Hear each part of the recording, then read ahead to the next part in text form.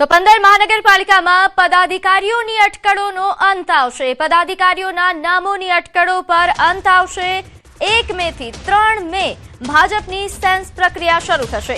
Mayor, deputy mayor, હોદ્દેદારો માટે અભિપ્રાય એકત્ર કરવામાં આવશે।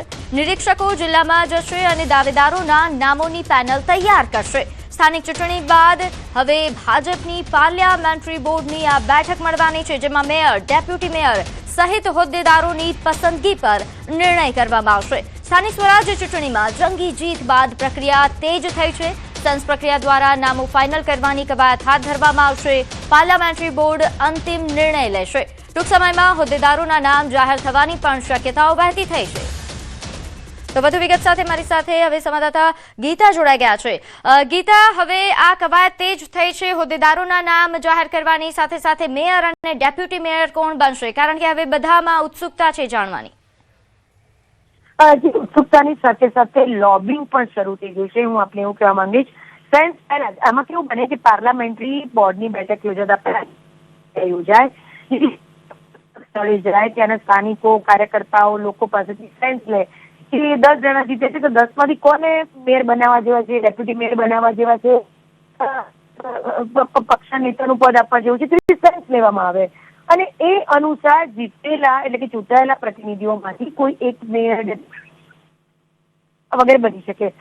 પરંતુ પાર્લામેન્ટરી બોર્ડની બેઠક પહેલા અને સેન્સ પહેલા જ ભાજપમાં લોબિંગ તેજ થઈ ગયું છે। મેયર, ચેરમેન પદ માટે અંદરકાને પાવર પ્લે શરૂ થઈ ચૂક્યું છે। એવું કહી શકાય કે હવે સત્તાના હોદ્દાઓ માટે અંદરકાને રાજકીય હલચલ તેજ બની છે। 1 થી 3 મે દરમિયાન સેન્સ પ્રક્રિયા યોજાવાની છે રાજ્યભરમાં, જેમાં mayor, deputy mayor, standing committee chairman તેમજ જિલ્લા અને તાલુકા પંચાયતોમાં પ્રમુખ પદ માટે દાવેદારો હવે સક્રિય થઈ ગયા છે। પાર્ટી દ્વારા સત્તાવાર રીતે સેન્સ પ્રક્રિયા હાથ ધરવામાં આવશે, જેમાં નિરીક્ષકો સ્થાનિક સ્તરે જઈને ચૂંટાયેલા પ્રતિનિધિઓ અને સંગઠનના આગેવાનો પાસેથી અભિપ્રાય મેળવશે। પરંતુ સૂત્રોનું માનીએ તો આ પ્રક્રિયા શરૂ થાય તે પહેલા જ દાવેદારો દ્વારા લોબિંગનો દોર શરૂ થઈ ગયો છે।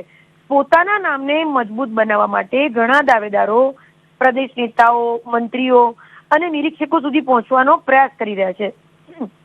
ખાસ કરીને મહાનગરપાલિકાઓમાં મેયર અને સ્ટેન્ડિંગ કમિટી ચેરમેન જેવા પદો માટે ભારે સ્પર્ધા જોવા મળી રહી છે। એક જ પદ માટે અનેક દાવેદારો હોવાના કારણે અંદરકાને ગ્રુપિઝમ અને સમીકરણો પણ સક્રિય બન્યા છે। કેટલાક વિસ્તારોમાં તો સ્થાનિક નેતાઓ વચ્ચે પોતાની પસંદગીના ઉમેદવારને આગળ ધપાવવાના પ્રયાસો પણ તેજ થયા છે। એટલે રાજકીય વર્તુળોમાં એક એવી પણ ચર્ચા છે। જી ગીતા, આભાર માહિતી આપવા બદલ।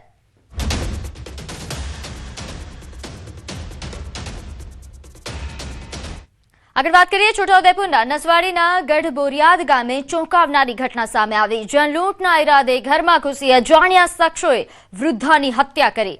આરોપીઓએ વૃદ્ધાની હત્યા કરી તેને પગમાં પહેરેલા ચાંદીના કડા કાઢવા માટે બંને પગ પણ કાપી નાખ્યા।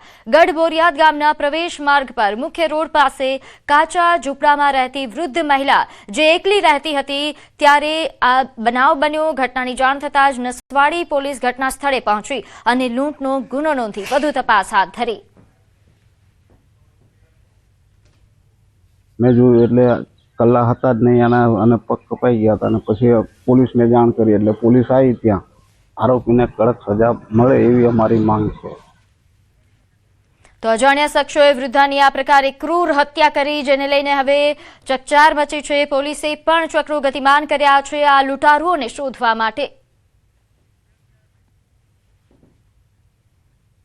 સમાચારોમાં હાલ સમય થયો છે